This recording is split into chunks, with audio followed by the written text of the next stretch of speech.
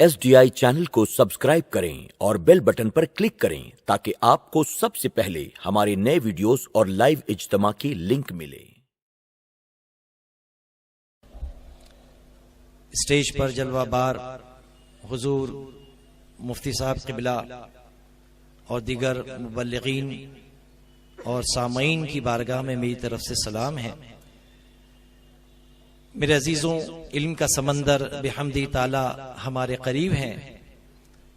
मुफ्ती मंजूर साहब से जा बजा हम दीनी मसाइल मालूम कर सकते हैं, लेकिन हुसूल बरकत के लिए मैं आपके दरमियान हाजिर आया हूं। हमारा उन्वान नमाज होगा। नमाज दिन में 5 वक्त हम नमाज अदा करते हैं और 12 मसाजिद में जाने के बाद इत्तेफाक होता है कि अवाम का जो अमल है इसमें बहुत ज्यादा नुक्स होता है। अब मैं नमाज के फराइज और वाजिबात की तरफ न जाते हुए आपको नमाज का तरीका बताने की कोशिश करूंगा। हमारा मिजाज ये है कि हम अगर थोड़ी उम्र को पहुंचते हैं तो बाप का हाथ पकड़कर अगर हम मस्जिद की तरफ जाते हैं तो बस लोगों को नमाज अदा करते देखते देखते देखते हम नमाज पढ़ लेते हैं। लेकिन खुशनसीब है वो बाप जो अपने बच्चे की इस अंदाज में तरबियत करे कि बेटा नमाज में ये फर्ज है, नमाज में ये वाजिब है, नमाज में ये अमल यूं करना है, नमाज में ये अमल यूं करना है। ये अपने बच्चों को अगर बचपन से हमने ताकीद की तो इंशाअल्लाह हमारा बच्चा आगे चल करके शरीयत के दायरे में ऐन सुन्नत के मुताबिक अपनी नमाजें अदा कर सकता है। मैं आपको सिर्फ एक मिसाल देकर के आगे बढ़ जाऊंगा। आजकल हमारी मसाजिद में अगली सफों में छोटे बच्चे होते हैं, पहली सफ में, दूसरी सफ में, तीसरी सफ में। आप जानते हैं कि कभी कभी मस्जिद में बच्चे जुमा की नमाज के लिए 11:30-12 बजे आकर के पहली सफ में बैठ जाते हैं। अब आने वाला जब आता है 1 बजे के करीब, बेटा पीछे जाओ, उसको पीछे कर देता है। फिर वो बच्चा दूसरी सफ में आ गया, फिर दूसरी सफ भर गई तो बेटा पीछे जाओ, बच्चे को फिर कोई पीछे कर देता है। बच्चा आया तो 12 बजे था, लेकिन जमात 1:30-2 बजे होते होते बच्चा बिल्कुल दरवाजे तक पहुंच जाता है। हालांकि इतना छोटा बच्चा जो पाखाना पेशाब नहीं बोलता, इतने छोटे बच्चे को मस्जिद में लाना हराम है, यानी 2-3 साल का। लेकिन अगर 7 साल 8 साल का बच्चा है और अगर वो पहली दूसरी सफ में नमाज पढ़ता है तो खुदा के वास्ते उसको पीछे मत करो, उसको नमाज में बाजू रख करके नमाज पढ़ो। नमाज की सफों में कोई खराबी नहीं होती, नमाज बिल्कुल सही तरतीब के साथ हो जाएगी।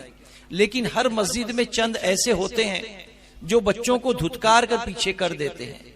आप सोचें कि ये बच्चा जो भी 8-9 साल का है, अगर धुतकार करके इसको मस्जिद के बाहर कर दिया, फिर इसको जवानी तक मस्जिद में लाना बड़ा मुश्किल हो जाएगा। तो बच्चा अगर हमारे करीब में साथ में रहकर नमाज पढ़ता है तो उसको सफ में लेकर के नमाज पढ़ें, इससे नमाज में सफ में कोई खराबी नहीं होगी। पहली दूसरी सफ में भी अगर बच्चे ने हमारे बाजू में खड़े रह करके नमाज पढ़ ली तो इंशाअल्लाह सफों में इंतशार नहीं होगा। तो ये आप देखते हैं कि हर मस्जिद में कुछ लोग बच्चों को निकालते हैं। फुकाहे कराम फरमाते हैं कि मस्जिद में किन किन लोगों को आने से रोका जाएगा। एक तो ऐसा बच्चा जो पाखाना पेशाब नहीं बोलता, उसको लाने से रोका जाएगा। दूसरा ऐसा बंदा जो पागल है, लड़ाई झगड़ा करेगा, मारा मारी करेगा, उसे मस्जिद में ना लाया जाए, मस्जिद से रोका जाए। तीसरा ऐसा शख्स जो गोश्त का कारोबार करता है, मछली का कारोबार करता है और उसी बदबूदार कपड़े में वो मस्जिद में आता है, तो उसको मस्जिद में आने से रोका जाएगा। इसलिए कि नबी करीम सल्लल्लाहु अलैहि वसल्लम ने कच्ची प्याज और कच्चा लहसुन खाकर मस्जिद में आने से मना फरमाया। चूंकि कच्ची प्याज और कच्चा लहसुन खाने से जो मुंह से बू आती है, ये फरिश्तों को नागवार गुजरती है। تو ایسے کپڑے، بدبودار کپڑے اگر وہ کوئی پہن کر مسجد میں آئے گا تو اسے مسجد سے نکال جانے کا حکم دیا جائے گا، اس لیے کہ اس کی گندگی اور بدبو سے ساری مسجد کی ماحول، مسجد کی فضا خراب ہو جائے گی۔ تو مسجد کا ادب اس انداز میں کیا جائے کہ پاک و صاف ہو کر کے، بالکل سنور کر کے اللہ تبارک و تعالیٰ کی بارگاہ میں آپ کو مسجد میں نماز کی غرض سے آنا ہے۔ اب دیکھیں، آپ نے اذان سنی، اب مسجد کی طرف آپ چل پڑے۔ مسجد میں جانے سے پہلے ایک بہتر طریقہ یہ ہے کہ آپ اپنے گھر میں وضو کریں اور وضو گھر سے کر کے نکلیں۔ اس میں آپ کے قدم قدم پر آپ کو ثواب کا وعدہ کیا گیا۔ آپ اگر گھر سے وضو کر کے چلتے ہیں، آپ کو ثواب کا وعدہ ہے، جتنے قدم آپ چلیں گے انشاءاللہ نیکیاں آپ کی ذخیرہ جمع ہوتا چلا جائے گا۔ اب جب مسجد میں آئے تو حضور اعلی حضرت نے اپنے فتاوے میں فرمایا کہ مسجد کا ادب یہ ہے کہ جب مسجد میں داخل ہوں تو مسجد میں داخل ہوتے ہی اعتکاف کی نیت کریں۔ تو اس انداز میں نیت کریں، بسم اللہ دخلت وعلی توکلت نویت سنت الاعتکاف اللہم افتح لی ابواب رحمتک۔ یہ پورا اس انداز میں پڑھیں کہ اللہ تیرے نام کے ساتھ مسجد میں داخل ہوتا ہوں، تجھ پر توکل کرتا ہوں اور سنت اعتکاف کی نیت کرتا ہوں۔ اس نیت کے ساتھ آپ مسجد میں داخل ہوں۔ اب جب آپ حرم میں داخل ہوں تو فرمایا گیا کہ سیدھا پیر بڑھائیں، الٹا ملائیں، سیدھا بڑھائیں، الٹا ملائیں، سیدھا بڑھائیں، الٹا ملائیں، اور اس طرح پہلی صف میں امام کے قریب جہاں آپ کو جگہ ملتی ہے وہاں جا کر کے آپ اپنی سنتیں ادا فرما لیں۔ لیکن ہمارا مزاج کیا؟ اگر ہم مسجد میں داخل ہوئے تو پنکھے کے نیچے جگہ پکڑ لیں گے، کھڑکی کے پاس بیٹھ جائیں گے، دروازے کے کنارے بیٹھ جائیں گے تاکہ ہم کو اچھی ہوا ملے۔ تو ہم دنیا کی ہوا کے لیے جنت کی ہوا کو قربان کر دیتے ہیں۔ اگلی صفوں میں اگر ہم نے نماز پڑھی تو اس کی فضیلت ہے اور ہمیں زیادہ ثواب انشاءاللہ حاصل ہوگا۔ تو کوشش کریں کہ امام کے قریب جو امام کے پیچھے مؤذن ہے، آپ جب داخل ہوں تو مؤذن کے سیدھی جانب بیٹھیں۔ پھر اگر مسجد خالی ہے، آنے والا مؤذن کے الٹی جانب بیٹھے، پھر آنے والا سیدھی جانب بیٹھے، آنے والا پہلی صف میں الٹی جانب بیٹھے۔ اس طرح پہلی صف کو اعتدال کے ساتھ پوری کر لیں۔ اب اس کے بعد پہلی صف جب بھر گئی تو اس کے پیچھے ہم صف کہاں سے شروع کریں گے؟ تو بالکل مؤذن کے پیچھے نیا آدمی آ کر کے بیٹھ جائے گا۔ اب آنے والا سیدھی طرف، پھر آنے والا الٹی طرف، پھر آنے والا سیدھی طرف، پھر آنے والا الٹی طرف، اس طرح دوسری صف مکمل ہو جائے۔ ہماری اگلی صفیں مکمل نہیں ہوتی اور ہم چوتھی صف، چھٹی صف پیچھے پیچھے نماز پڑھنے کے لیے بیٹھ جاتے ہیں۔ تو اگلی صفوں میں نماز پڑھیں، انشاءاللہ نماز کے خیر و برکت سے آپ مالا مال ہوں گے۔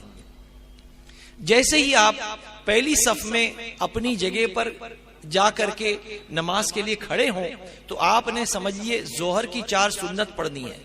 آپ اپنی جگہ پر جا کر کھڑے ہوں گے، نیت کریں گے، نیت کی میں نے 4 رکعت سنت واسطے اللہ تعالیٰ کے، رخ میرا طرف کعبہ شریف کے، اور سنت کی نیت کر کے آپ نے تکبیر تحریمہ باندھنی ہے۔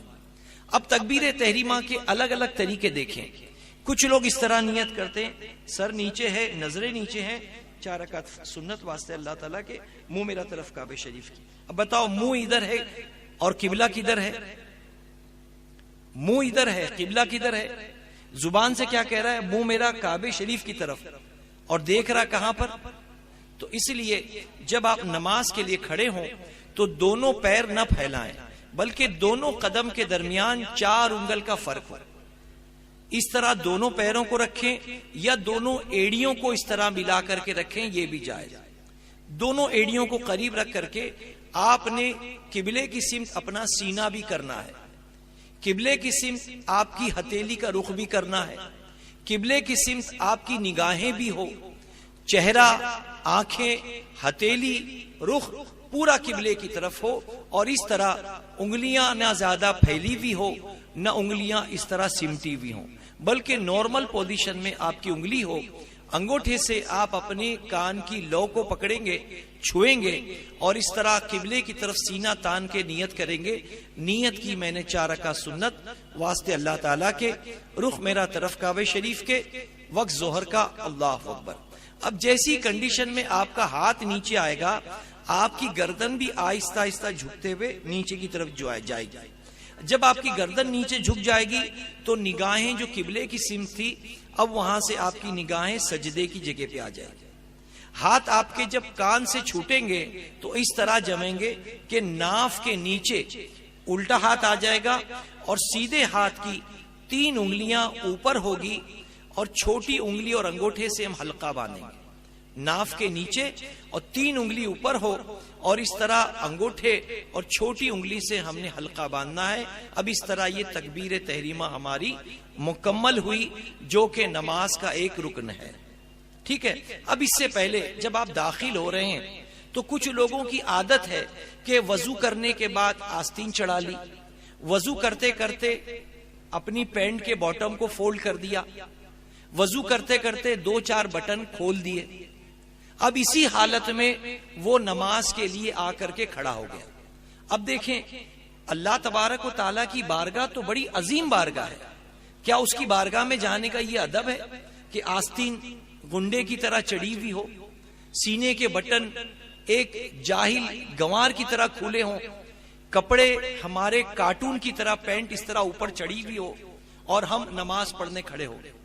یہ اللہ کی بارگاہ کا ادب ہے؟ اللہ کی بارگاہ کا ادب یہ ہے کہ مولا علی رضی المولا تبارک و تعالی جب وضو فرما رہے تھے تو وضو کی وجہ درمیان آپ کے چہرے سے ایک جلال ٹپکنے لگا۔ کسی صحابی نے پوچھا کہ امیر المومنین اتنا جلال کیوں؟ فرماتے ہیں کہ جب میں وضو کرتا ہوں تو میں یہ سوچتا ہوں کہ مجھے کس کی بارگاہ میں کھڑا ہونا، وہ رب کی بارگاہ میں، یہ سوچ کر میں کانپ جاتا ہوں۔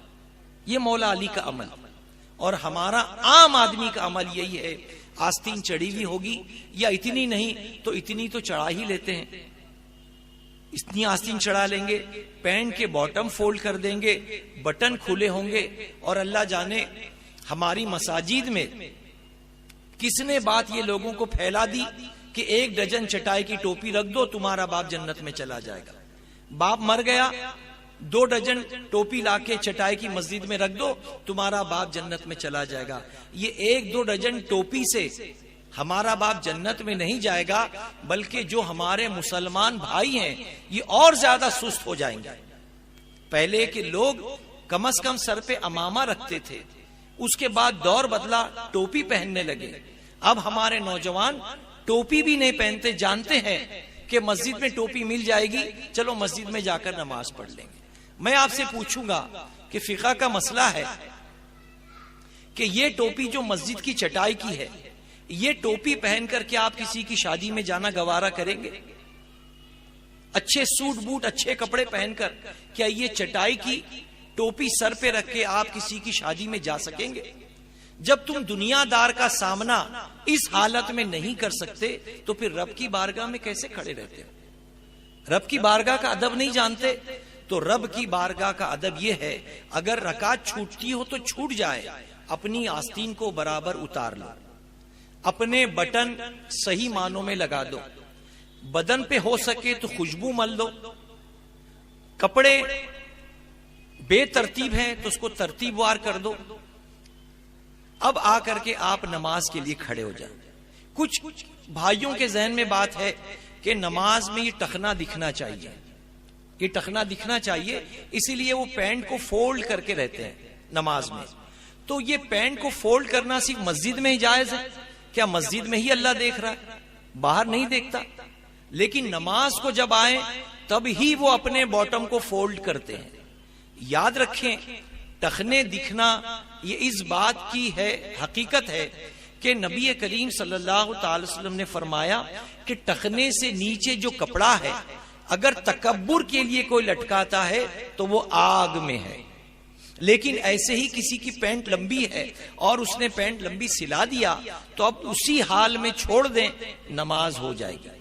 ٹخنا دکھنا نہیں دکھنا کوئی اصل نہیں ہے، ورنہ سیدنا امام اعظم ابو حنیفہ رضی المولا تبارک و تعالی کے دور میں ایک وقت ایسا بھی تھا کہ جو لوگ لیدر ساکس پہنتے تھے، چمڑے کے جوتے پہنتے تھے جو کہ سنت ہے، چمڑے کے موزے، تو جو لوگ چمڑے کے موزے پہنتے تھے وہ سنی ہوتے تھے اور جو نہیں پہنتے تھے وہ شیعہ ہوتے تھے.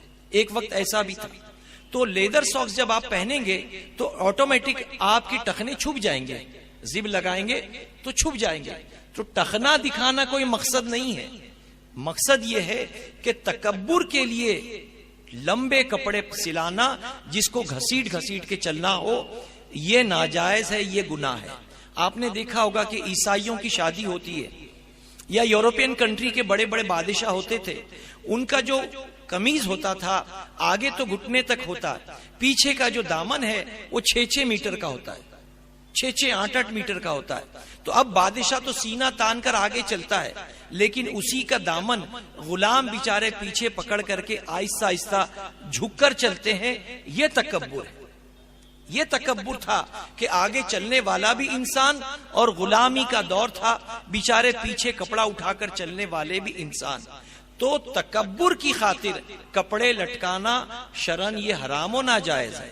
لیکن اگر آپ کے کپڑے لمبے ہیں تو فقہاء کرام فرماتے ہیں الٹا کپڑا کرنے سے نماز مکروہ تحریمی ہوتی ہے.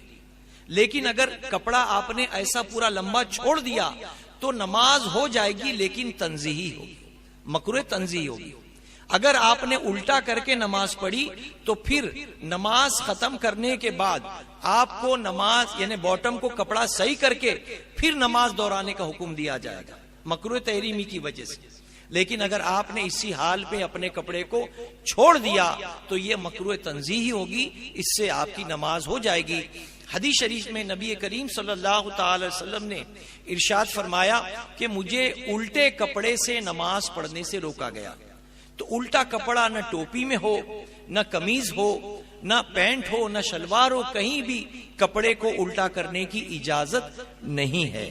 تو ایک تو آپ یہ ذہن میں رکھیں کہ جب آپ نماز پڑھنے کے لیے آئیں تو کپڑے سلیقے سے ہوں، اوپر کے بٹن بھی لگے ہوئے ہوں، آستین کے بٹن بھی لگے ہوئے، آستین کے بٹن بھی لگے ہوئے ہوں.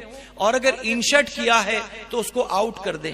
بہت سے آفس میں کام کرنے والے انشرٹ کر کے نماز پڑھتے ہیں تو اس کو آؤٹ کر دیں اور بڑی اطمینان کے ساتھ اللہ تبارک و تعالیٰ کی بارگاہ میں آپ نماز جیسے فریضے کو ادا کریں گے. ٹھیک ہے. کچھ لوگ رومال باندھتے ہیں، کچھ لوگ بغیر رومال کے نماز پڑھتے ہیں، کچھ لوگ ٹوپی میں پہن نماز پڑھتے ہیں اور کچھ لوگ عمامے میں نماز پڑھتے ہیں. تو یاد رکھیں کہ فقہاء کرام فرماتے ہیں کہ اگر سستی کی وجہ سے کسی نے نماز کو حقیقت نہ دی، نماز کی تصحیح کرتے ہوئے اگر بغیر ٹوپی کے نماز پڑھی تو اس نے کفر کیا. کفر کیا یعنی نماز پڑھ کر کے بھی کفر ہو جائے گا. اس لیے کہ نماز کو اہمیت دی جائے. نماز کوئی عام عبادت نہیں ہے، یہ وہ عبادت ہے کہ جس کو وہ تحفہ ہے کہ جس کو اللہ تبارک و تعالیٰ نے اپنے حبیب کو اپنے قرب خاص میں بلا کر کے عطا فرمایا. تو نماز ایک عظیم تحفہ ہے، اس کو بڑی اطمینان کے ساتھ پڑھا جائے گا. تو جب آپ نے اپنے کپڑوں کو سلیقے سے سمیٹ لیا اور اطمینان سے اپنی جگہ کھڑے ہو گئے، اب تکبیر تحریمہ میں اس طرح آپ نے نیت کی کہ رخ آپ کا کعبے کی طرف ہے، نگاہ بھی کعبے کی طرف، چہرہ بھی کعبے کی طرف، ہتھیلی بھی کعبے کی طرف، انگلیاں نہ پھیلی ہوئی ہو نہ سمٹی ہو، نارمل ہو. اس طرح کان کی لو تک آپ نے ہاتھ لگایا اور اللہ اکبر کہتے ہوئے آپ نے ہاتھ باندھا، ناف کے نیچے آپ نے ہاتھ باندھا. یہ احناف کا طریقہ، حنفیوں کا طریقہ. امام شافعی رحمت اللہ علیہ کے نزدیک سینے پہ ہاتھ باندھا جاتا ہے. خواتین کے لیے فرمایا گیا کہ نماز جب خاتون نماز پڑھے گی تو وہ گٹھری کی طرح سمٹ کر پڑھے گی. مردوں کے لیے کان کی لو تک ہاتھ اٹھانا سنت ہے، لیکن عورتیں صرف اپنے کاندھے کے مقابل تک اتنا اٹھا لے گی اور اپنا ہاتھ اپنے سینے پر باندھے گی. ٹھیک ہے. خواتین کے لیے اب آپ نے تکبیر تحریمہ باندھ لی، اب آپ نے سنت ادا کر رہے ہیں تو پہلے آپ پڑھیں گے ثنا. ثنا چونکہ ہم کو بچپن سے سکھائی جاتی ہے تو ہم ہیڈنگ کے ساتھ پڑھتے ہیں، ثنا سبحانک اللہم و بحمدک. تو کچھ لوگوں کو عادت ہو جاتی ہے کہ جب بھی وہ نماز پڑھتے ہیں ہاتھ باندھ کے اللہ اکبر ثنا سبحانک اللہم، انہیں ہیڈنگ کے ساتھ پڑھتے ہیں. تو ثنا کو چھوڑ دیں، ڈائریکٹ آپ نے ہاتھ اٹھایا، سبحانک اللہم و بحمدک تبارک اسمک و تعالی جدک و لا الہ غیرک، یہ آپ نے ثنا پڑھ لی۔ پھر اس کے بعد میں اعوذ باللہ من الشیطان الرجیم بسم اللہ الرحمن الرحیم، پھر آپ سورہ فاتحہ پوری پڑھیں گے۔ ولدالین پڑھنے کے بعد اگر کوئی نئی سورہ شروع کرنا چاہتے ہیں تو بسم اللہ شریف کے ساتھ آپ ایک نئی سورہ پڑھیں گے۔ اب آپ نے قل اللہ احد پوری پڑھی اور اس کے بعد آپ کو رکوع کرنا ہے۔ رکوع میں جب جائیں گے تو آپ کی پیٹھ بالکل سیدھی ہوگی، گردن نہ زیادہ اونچی ہوگی نہ نیچی ہوگی، بالکل پیٹھ کے مقابلے میں سیدھی رہے گی۔ دیکھیں اب اگر رکوع میں جانا ہے تو ولدالین کے بعد میں کوئی قرآن کی سورہ پڑھ لی، اب سورہ پڑھتے ہی فوراً اللہ اکبر کہتے ہوئے آپ کو رکوع میں جانا ہے۔ اب اس رکوع میں آپ کا پنجہ اس طرح ہوگا کہ دونوں گھٹنے کو آپ پوری طریقے سے پکڑیں گے، دونوں گھٹنوں کو پورے پنجے سے پکڑیں گے۔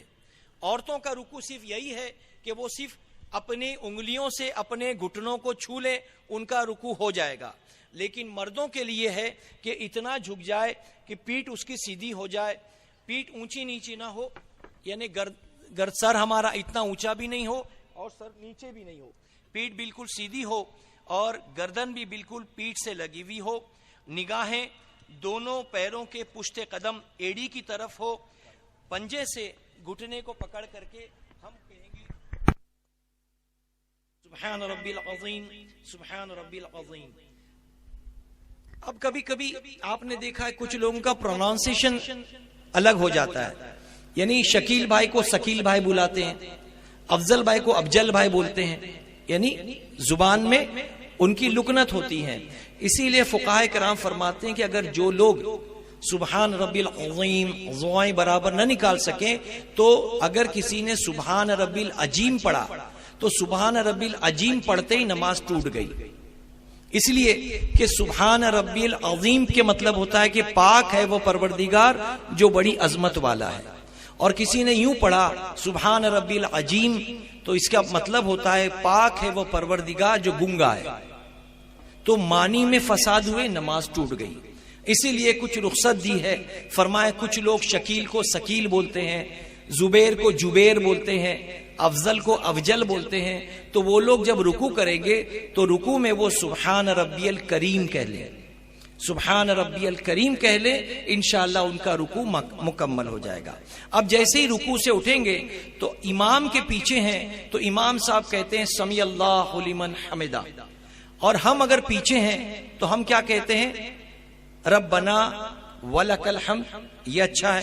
کچھ لوگ کہتے ہیں ربنا لک الحمد، تو ربنا لک الحمد کہنا اچھا ہے، اس سے اچھا ربنا ولک الحمد، اور اس سے اچھا اللہم ربنا ولک الحمد۔ کیا کہیں گے؟ اللہم ربنا ولک الحمد۔ تو امام نے جب کہا سمی اللہ لمن حمدہ تو ہم اٹھیں گے تو کیا کہتے ہوئے اٹھیں گے؟ اللہم ربنا ولک الحمد۔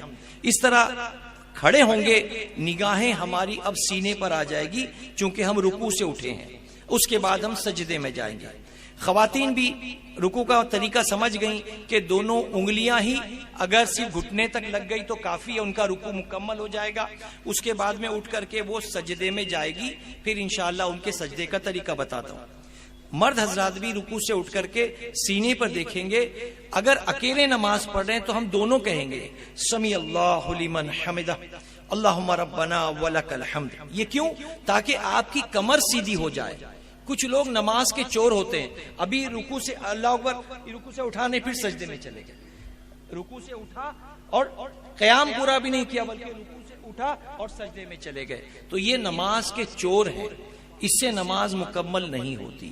تو اطمینان سے آپ کھڑے ہوں، سمی اللہ لمن حمدہ اللہم ربنا ولک الحمد، یہ پورا کہیں اگر اکیلے پڑھ رہے ہیں۔ اس کے بعد میں آپ سجدے میں جائیں گے۔ سجدے میں جب آپ جائیں گے تو آپ کے سب سے پہلے دونوں گھٹنے زمین پہ لگیں گے، پھر یہ ہتھیلی لگے گی، پھر ناک کی نرم ہڈی لگے گی جہاں چشمہ ٹھہرتا ہے، اور اس کے بعد پوری پیشانی جمے گی۔ جب آپ سجدے میں جائیں گے تو سب سے پہلے آپ کے دونوں گھٹنے لگیں گے، پھر دونوں ہتھیلی لگے گی، پھر ناک کی یہ ہڈی لگے گی نرم ہڈی، اور پیشانی جمے گی۔ ماشاءاللہ دیکھیں آپ مفتی صاحب کے چہرے کو دیکھ رہے ہیں، کتنا نورانی چہرہ ہے، اور حضرت کئی سال سے نماز پڑھ رہے ہیں. کیا ان کے چہرے پہ کالے کالے بدنما داغ آئے؟ کچھ لوگ 40 دن جا کر کے آ جاتے ہیں تو کالے کالے کباب ماتھے پر لے کر آ جاتے ہیں. تو جو لوگ سجدہ صحیح طریقے سے ادا کریں گے انشاءاللہ ایک عمر ہونے کے بعد ان کے چہرے پر اگر کالا نشان آئے گا بھی تو بڑا وہ خوشنما لگے گا. لیکن کچھ لوگوں کو تو ٹیکا جیسا لگ جاتا ہے، جیسے کسی نے 2 ٹیکے لگا دیے، یا کالے کالے 2 کباب بن جاتے ہیں. تو اس طرح غلط سجدہ کرنے سے چھوٹی عمر میں ماتھے پر داغ آ جاتے ہیں. یہ غلط سجدے کی وجہ سے ہوتا ہے. اگر سجدہ صحیح معنوں میں صحیح طریقے سے کرے گا تو ایک عمر کا ایک طویل حصہ گزرنے کے بعد اگر ماتھے پر کالا نشان آیا بھی تو وہ نماز کا خوشنما نشان لگے گا. تو سجدے میں آپ اس طرح چلیں کہ اللہ اکبر کہتے ہوئے دونوں گھٹنے لگیں گے، پھر دونوں ہتھیلی جمے گی اور پیشانی لگے گی. اس وقت آپ سبحان ربی العالی، سبحان ربی العالی، سبحان ربی العالی کہیں گے. آپ دیکھتے ہیں کہ کتا یا جانور کس طرح بیٹھتا ہے، یہ دونوں کونیاں زمین پہ رکھ کے بیٹھتا ہے، دونوں کونیاں زمین پہ رکھ کے بیٹھتا ہے. تو حدیث شریف کا مفہوم ہے کہ نبی رحمت صلی اللہ تعالی وسلم نے فرمایا کہ جانوروں کی طرح سجدے مت کرو. اسی لیے مرد حضرات جب سجدہ کریں تو وہ اپنی کونیوں کو اونچا کر دیں، وہ لوگ اپنی کونیوں کو اونچا کر کے نماز پڑھیں. اس طرح سجدہ کریں کہ آپ کی کونیاں زمین پہ نہیں لگی ہو بلکہ ہتھیلی زمین پہ جمی ہو اور کونیاں اونچی ہو. اس طریقے سے اگر آپ اکیلے نماز پڑھ رہے ہیں تو آپ کے ہاتھ اور کونی اس طرح پھیلی ہوئی ہوگی، اور اگر جماعت سے نماز پڑھ رہے ہیں تو اپنے مسلمان بھائی کو تکلیف نہ دیتے ہوئے دونوں کونیاں آپ اپنے پیٹ میں لے لیں گے. اس طریقے سے اگر صف میں نماز پڑھیں تو دونوں کونیاں آپ کے پیٹ کی طرف آ جائے گی، اور اگر اکیلے نماز پڑھ رہے ہیں تو فرمایا گیا کہ مرد کھل کر کے نماز پڑھیں، اور عورتیں ایک گٹھری کی مثل، عورتیں بالکل اپنے گھٹنوں کو اپنے سینوں سے لگائے گی اور اس طرح اپنے پیر کو الٹی طرف نکال کر کے وہ ایک گونی کی طرح، ایک بوری کی طرح وہ سمٹ کر گٹھری کی طرح نماز پڑھے گی.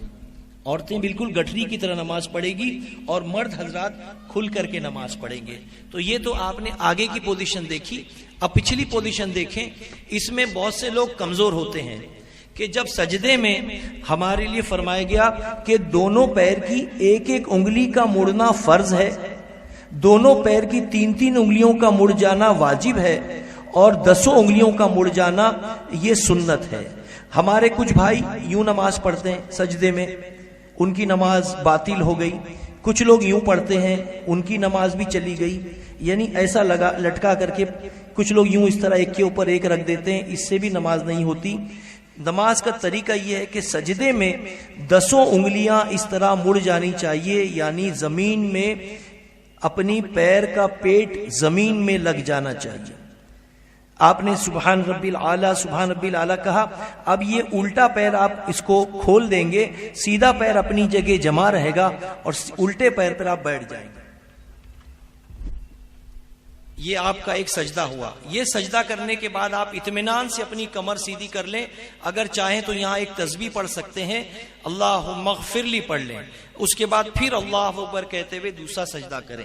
سبحان ربی العالی، سبحان ربی العالی، سبحان ربی العالی. کم سے کم 3 مرتبہ پڑھ لینا سنت ہے. اس کے بعد آپ اٹھیں گے اس طریقے سے کہ سجدے سے اس طرح اٹھیں گے کہ اب دونوں پنجوں کے بل بیٹھ جائیں گے. پھر دونوں ہتھیلی سے آپ اپنی گھٹنے کو پکڑیں گے اور زمین کی طرف دباتے ہوئے اللہ اکبر کہتے ہوئے کھڑے ہو جائیں گے. اس طرح اٹھنا سنت بھی ہے. سجدے سے جب آپ اٹھیں گے تو دونوں پنجوں کے بل بیٹھ گئے. اس کے بعد یہ دونوں ہتھیلی سے آپ نے اپنے گھٹنے کو پکڑا اور اللہ اکبر کہتے ہوئے آپ ابھی دوسری رکعت کے لیے تیار ہو جائیں گے.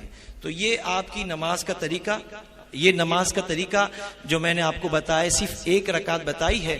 انشاءاللہ آپ ہمارے مبلغین سے رابطہ قائم کریں گے تو آپ کو اور صحیح طریقے سے اطمینان سے ہم انشاءاللہ نماز کے طریقے، ذکر، اذکار اور نماز کی جو خرابیاں ہیں وہ دور کرنے کا انشاءاللہ طریقہ آپ کو بتایا جائے گا. اب انشاءاللہ اللہ تبارک و تعالیٰ کی بارگاہ میں دعا ہے کہ رب قدیر ہمیں کہنے سننے سے زیادہ عمل کی توفیق عطا فرمائے. میں حضور کی بارگاہ میں التجا کرتا ہوں کہ اگر کچھ لرزش ہوئی ہوں تو آپ اصلاح فرمائیں، مجھے خوشی ہوگی. السلام علیکم ورحمۃ اللہ وبرکاتہ. رسالت کے پروانوں، ہر سنیچر کو بعد نماز عشاء سنی دعوت اسلامی کے عالمی مرکز اسماعیل حبیب مسجد میں سنی اجتماع ہوتا ہے. آپ حضرات پابندی کے ساتھ اس میں شرکت فرمائیں. سنی دعوت اسلامی کی web site sunni dawat islami.net پر وزٹ کریں اور بہت ساری دینی معلومات حاصل کریں.